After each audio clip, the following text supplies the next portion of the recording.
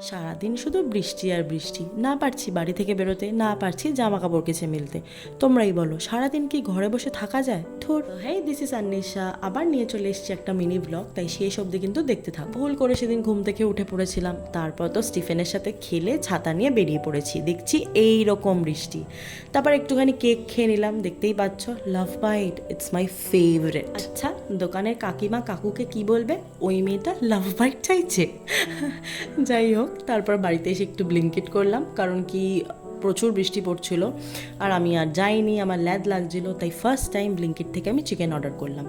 চিকেনের দাম অনুযায়ী তো আমাকে মনে হলো একটু ঠকিয়ে দিয়েছে, বাট ঠিক আছে, ঠকে ঠকে অভ্যেস হয়ে গেছি। অনেক দিন পর রান্না করব সেই ভেবে তো নিয়েই নিয়েছিলাম।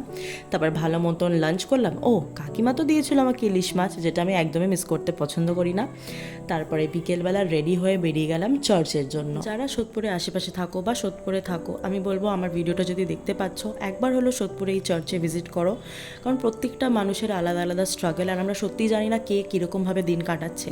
বাট ট্রাস্ট মি, তুমি ওই চার্চে গিয়ে ফাদারের কথা শুনে, ওই প্রেয়ার শুনে তোমার মাইন্ডসেটই বদলে যাবে। তবে হ্যাঁ, একদিনে তো হয় না, তোমাকে তার জন্য রেগুলার যেতে হবে। যাই হোক, তারপর বাড়ি এসেই আগে টিকিট বুক করলাম। ফার্স্ট টাইম আমি একা কোনো মুভি দেখতে যাবো, ভীষণ এক্সাইটেড। তো yeah, that's it for today. স্টিফেনকে দিয়ে শুরু করেছিলাম আর স্টিফেনকে দিয়েই ভিডিওটা শেষ করছি। I hope you guys liked it. আর হ্যাঁ, লাভ বাইটটা কিন্তু খেতে ভুলো না। বাই।